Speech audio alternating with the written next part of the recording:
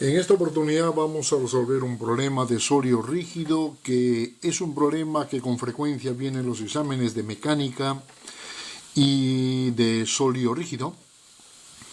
Y menciona lo siguiente, que tenemos una esfera de masa M mayúscula y radio R, se lanza horizontalmente sobre una superficie horizontal que tiene un coeficiente de cinético, coeficiente de rozamiento cinético de 0,08 y se lo lanza con una velocidad inicial de 5 metros por segundo.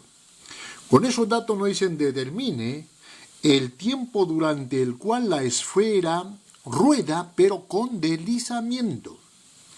Rueda con deslizamiento. La B, la velocidad lineal y angular con que la esfera rueda sin deslizamiento. La C, la distancia recorrida durante el movimiento con deslizamiento. La D, repetir A, B y C cuando el coeficiente de rozamiento cinético sería 0. Y la E, nos preguntan, ¿saldría la misma distancia de C aplicando el teorema del trabajo y la energía? Y si es positivo, ¿por qué? Y si es negativo, el por qué. ¿Vale? Entonces, vamos a resolver el problema. Primero de lo primero, haríamos un diagrama de lo que significa el problema. Haríamos entonces un diagrama del problema. Esto significaría que tenemos acá una posición inicial donde es el punto de lanzamiento de la esfera. A partir de este punto empieza a trasladarse y a la final empieza también a rotar. O sea, de este punto al punto donde empieza, digamos, el rodadura pura, hay una mezcla de tanto movimiento de traslación como movimiento de rotación. ¿En torno a qué punto? Lógicamente en torno al punto, al O, que llamaríamos nosotros, al centro de la esfera, ¿ok? El punto O que tenemos aquí. Esto significaría que ni bien toma contacto con la superficie horizontal, ese cuerpo tiene un movimiento de traslación que le vamos a llamar V sub 0, que según dato del problema sería entonces 5 metros por segundo. A medida que avanza, el cuerpo empieza a moverse ya tanto, digamos, traslacionalmente como rotacionalmente. Llega un momento en un punto intermedio de la trayectoria donde habría un movimiento de traslación que no sería ni el V sub 0 ni el V1 que corresponde al comienzo de la rodadura pura, sino habría una velocidad, llámale V. Y en este punto habría también una velocidad angular, llamémosle por ejemplo W puro, tal como está así. Esa W en este punto donde únicamente habría movimiento traslacional, esa W sería 0. Pues bien, cuando esto a medida que va avanzando, va recorriendo la distancia D, que es lo que nos piden también calcular, entonces este cuerpo va aumentando su velocidad angular hasta que llega a este punto donde la velocidad angular vendría a ser mucho más grande en módulo que esta velocidad y la vamos a colocar ya de esta manera. Habría entonces una velocidad angular W sub 1. Y la colocamos de esta manera porque ya estamos empezando ahí el movimiento de la rodadura pura. Aquí habría rodadura pura. O sea, no hay deslizamiento. Sin embargo, en esta parte sí habría tanto rotacional como traslacional. Habría entonces una rodadura, pero con deslizamiento en esta parte. Pues bien, la tenemos entonces más o menos a grosso modo visto el problema, que es lo que nos quieren decir. Y nos piden en la primera parte calcular el tiempo T1, durante el cual la esfera rueda pero con deslizamiento, o sea, ¿cuánto vale el T1? Luego nos dicen la velocidad lineal y angular, esta velocidad y esta velocidad, cuando el cuerpo empieza a tener rodadura pura. La parte C nos dice cuánto vale la distancia recorrida cuando el movimiento tiene un deslizamiento con rodadura o rueda con deslizamiento. Y la E, lógicamente, sería entonces el caso de aplicar el teorema del trabajo y la energía. Bien, ¿por dónde empezamos a analizar el problema? Digamos, este es el punto inicial donde empieza el movimiento, estamos analizando el movimiento desde este punto. Este es el momento en el cual empieza la rodadura pura. Yo planteo el tema y digo entonces, en el punto intermedio, porque siempre cuando hablamos de dinámica de un sólido o dinámica de la partícula, no empezamos ni del punto inicial ni del punto final. Ya sabemos que tenemos en un vídeo anterior donde el punto de análisis es un punto intermedio entre el inicio y el final. Entonces empezaríamos justamente analizando de la posición intermedia. Entonces digo, de la posición intermedia, lo que tenemos aquí es dos tipos de movimiento. ¿Qué tipo de movimiento habría? Habría un movimiento traslacional y había un movimiento rotacional. Entonces diríamos, aplicamos la segunda ley de Newton para el movimiento traslacional. Esto significaría que como el movimiento se da en la dirección horizontal, llamémosle eje X a la dirección horizontal, planteamos el tema que la sumatoria de las fuerzas en el eje X va a ser igual a la masa del cuerpo, que sería de la esfera, multiplicado por la aceleración en X. Esto sería entonces la segunda ley de Newton, pero este es en el eje X. Y en el eje Y, ¿qué es lo que pasa?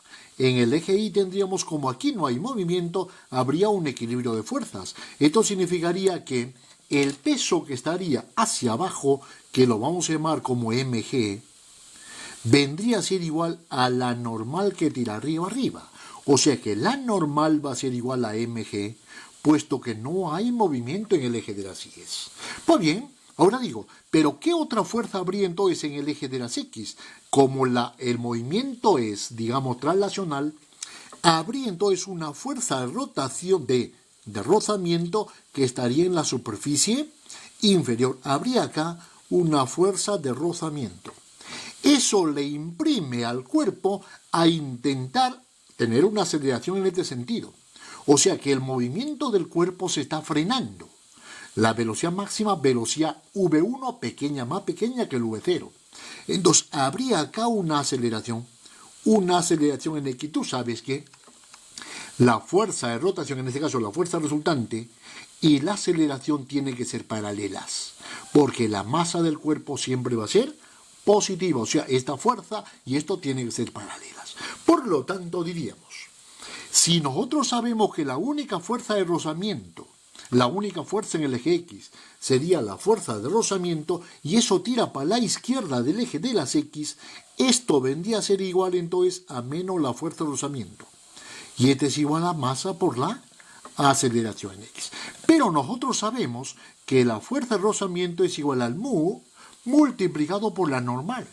Y que la normal es esto, reemplazamos esto y nos quedaría mu por el m por el g. Entonces reemplazamos acá y me quedaría menos el mu por el m por el g, vendría a ser la m por la aceleración en X. De aquí nosotros sacamos la aceleración en X. Esto se me va con la m y nos queda que la aceleración del movimiento traslacional va a ser igual a menos mu multiplicado por la gravedad. Y esto la guardamos como nuestra primera variable calculada para el movimiento de traslación. De una manera análoga, vamos a ver la segunda ley de Newton en el caso del movimiento rotacional. Segunda ley para el movimiento rotacional, o sea, circular. Esto significaría que nos vamos aquí a lo que significa la segunda ley de Newton, y eso nos reza de que la sumatoria de los tau, o sea, de los momentos de las fuerzas, con respecto al origen, al centro de la esfera, va a ser igual al momento de inercia del sólido con respecto al centro de la esfera, multiplicado por la aceleración angular. Esto sería entonces la ecuación para el movimiento circular. Ahora digo, vamos a considerar un eje y vamos, como la W está por acá, consideraríamos para calcular el sentido de los tau en esta dirección el eje, la dirección positiva. Por lo tanto, diríamos, esta fuerza de rozamiento lo hace girar a la esfera en el mismo sentido que estamos denotando el sentido positivo. Por lo tanto, el único tau que habría acá sería con respecto a la fuerza de rozamiento, puesto que el peso y el n pasan justamente por el centro de giro. O sea que no producen momentos. El único que produce momentos sería la fuerza de rozamiento. Por lo tanto, diríamos, esta fuerza de rozamiento multiplicado por el radio, que sería el brazo de palanca de la fuerza, va a ser igual, el I sub 0 sería entonces el I, momento de inercia de la esfera. Y eso tendría que ser dato, que sería 2/5 el M por el R real. Eso, si no me dan, la debo conocer. Por lo tanto, me quedaría entonces 2/5 el mr cuadrado multiplicado por la aceleración angular. Pero nosotros sabemos que la fuerza de rozamiento, ya la calculamos por ahí, sería mu por el m por el g. Sustituyendo me quedaría mu por el m por el g por el r va a ser igual a 2/5 el mr cuadrado por el alfa. De aquí nosotros despejamos la aceleración angular en ese punto intermedio del movimiento. El m se me va con uno de los r. Por lo tanto, la aceleración angular vendría a ser igual, el 5 pasa a multiplicar al mu, el 2 divide, sería entonces 5 medios, el mu multiplicado por la gravedad partido del radio. Esto sería la aceleración angular proveniente del movimiento circular que se le imprime por efecto del rozamiento a esa esfera. Pues bien, ya la tenemos ahí ambas variables, pero me falta calcular acá qué es lo que ocurre cuando, en el momento en el cual empieza la rodadura pura. Entonces yo digo, en la rodadura pura, en el punto del comienzo de la rodadura pura,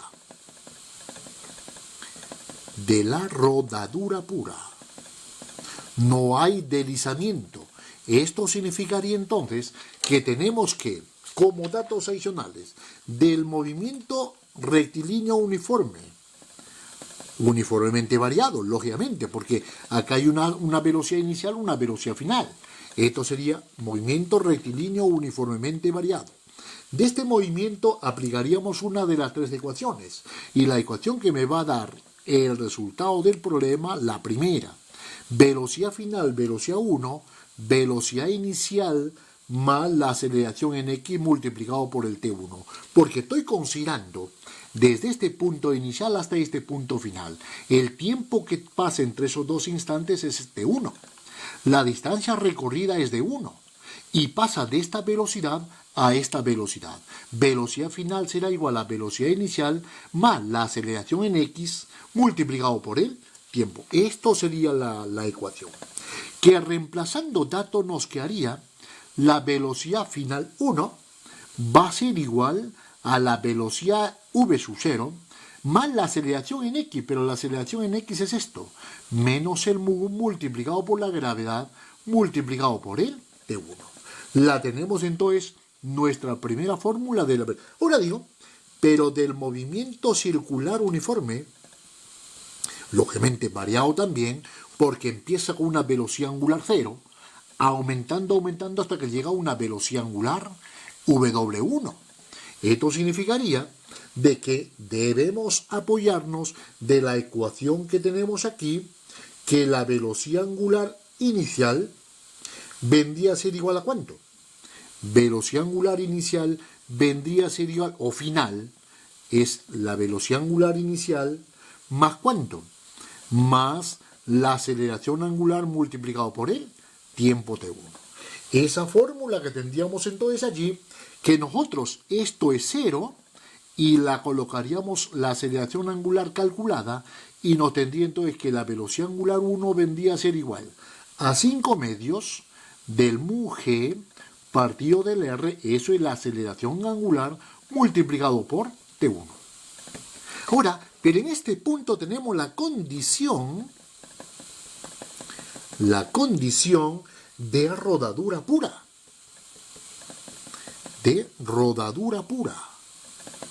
Y esa condición de rodadura pura, ¿qué es lo que me dice? Que esta velocidad 1 va a ser igual a la velocidad angular 1 multiplicado por el radio. Esta es la condición para que ruede sin deslizar. Que si nosotros estos valores los sustituimos en esta ecuación, tendríamos entonces, sustituyendo nos quedaría entonces de que la velocidad angular, tendríamos por acá la V1, que sería todo este valor, V sub 0, menos el mu g por el T1, va a ser igual a W1, que sería 5 medios, del mu g partido del R, multiplicado por el T1. De aquí nosotros despejaríamos el tiempo T1. Y ese tiempo T1 vendría a ser igual al tiempo necesario para pasar del estado inicial al estado donde empieza la rodadura pura. Y eso es la primera parte del problema, la pregunta A. Entonces, y ese tiempo que nosotros ya un poquito de álgebra, pasamos de tiempo para acá, despejamos el T1 y lo despejamos, nos quedaría de que ese T1 va a ser igual a 2V sub 0 partido de 7 mu g. Esto es la primera respuesta para la parte A. El tiempo que tenemos que esperar para que empiece a rodar sin deslizar. ¿Okay? Por lo tanto, ya la tenemos. Ahora, y para la parte B, diríamos, voy a cambiar de hoja, y diríamos entonces, para la parte B, habrá que calcular, la parte B nos dice la velocidad lineal y angular con que la esfera empieza a rodar, la velocidad lineal y angular con que la esfera empieza a rodar sin deslizamiento. O sea, ¿cuánto vale V1 y cuánto vale el W1? Entonces yo digo, sustituyendo en las velocidades,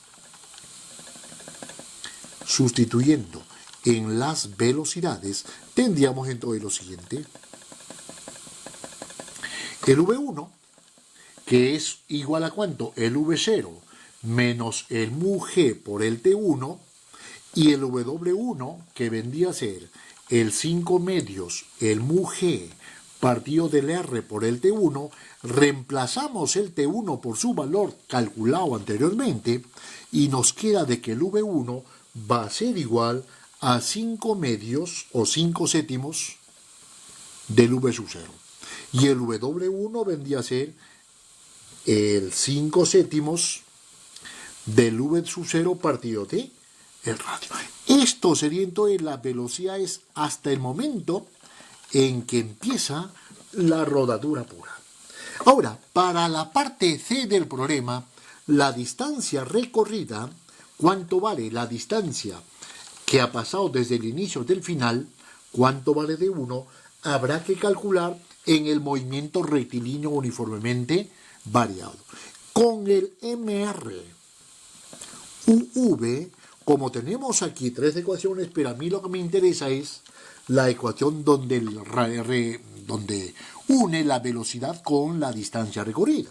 O sea, velocidad 1 al cuadrado, velocidad inicial al cuadrado, más 2 veces la x por la posición final menos la posición inicial.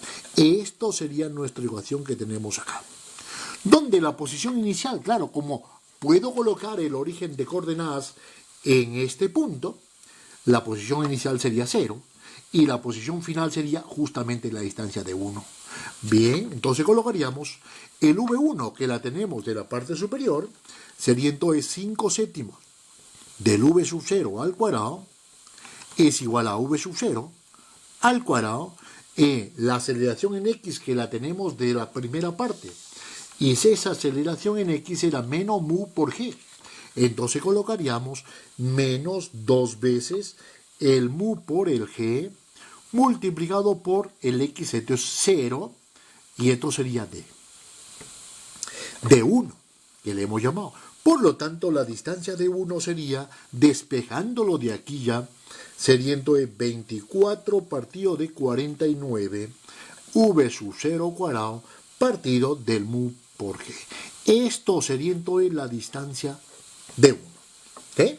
Ahora digo, y la parte D del problema nos dice, ¿qué pasaría si el mu sub 0 fuera 0? Mu sub C. Si el coeficiente de rozamiento sería 0. Si ese es lo que pasa, lo que tendríamos aquí es que la aceleración en X depende del mu. La aceleración angular también depende del mu. O sea, que tendríamos aquí de que la aceleración